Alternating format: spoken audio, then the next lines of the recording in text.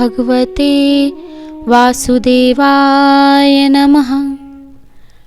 नमस्कार श्रोतागणों, चतुर्दशी के व्रत का शास्त्रों में बहुत ही खास महत्व बताया गया है।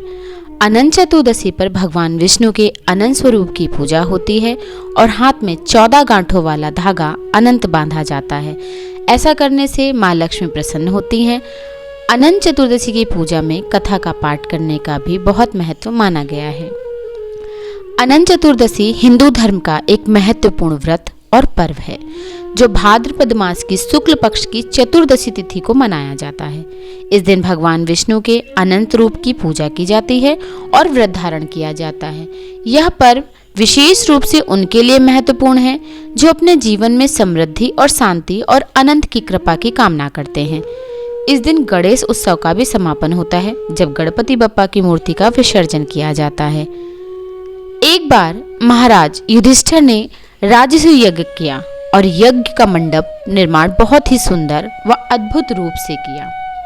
उस मंडप में जल की जगह स्थल तो स्थल की जगह जल की भ्रांति होती थी। इसे दुर्योधन एक स्थल को देखकर जल कुंड समझ बैठे और गिर पड़े। द्रौपदी ने यह देखकर उनका उपहास किया और कहा कि अंधे की संतान भी अंधी होती है। इस कटुवचन से दुर्योधन बहुत आहत हुए और इस अपमान का बदला लेने के लिए उसने युधिष्ठिर को धूत अर्थात जुआ खेलने के लिए बुलाया और छल से जीतकर पांडवों को 12 वर्ष के वनवास को भेज दिया। वन में रहते उन्हें अनेकों कष्टों को सहना पड़ा। एक दिन वन में भगवान कृष्ण युधिष्ठिर से मिलने आए। युधिष्ठिर ने उन्हें सब हाल बताया और इस विपदा से निकलने का मार्ग पूछा।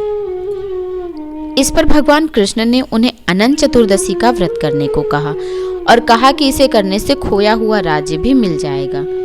इस वार्तालाप के बाद श्री कृष्ण जी युधिष्ठिर को एक कथा सुनाते हैं। प्राचीन समय में एक सुमंत नाम के ऋषि हुआ करते थे और उनकी पत्नी का नाम दीक्षा था। कुछ समय के बाद दीक्षा ने एक सुंदर कन्या को जन्म दिया।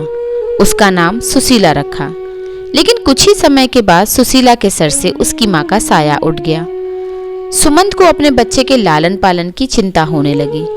उन्होंने दूसरा विवाह करने का निर्णय लिया। उनकी दूसरी पत्नी का नाम कर्कसा था। वह अपने नाम की तरह ही स्वभाव से कर्कश थी। जैसे तैसे प्रभु की कृपा से सुशीला बड़ी होने लगी और वह दिन भी आ गया जब ऋषि सुमंत को उसके विवाह की चिंता सताने लगी।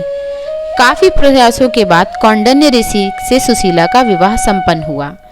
लेकिन शादी के बाद भी सुशीला को दरिद्रता का सामना करना पड़ा। उन्हें जंगलों में भटकना पड़ा। एक दिन उन्होंने देखा कि कुछ लोग अनंत भगवान की पूजा कर रहे हैं और हाथ में अनंत रक्षा सूत्र बांध रहे हैं।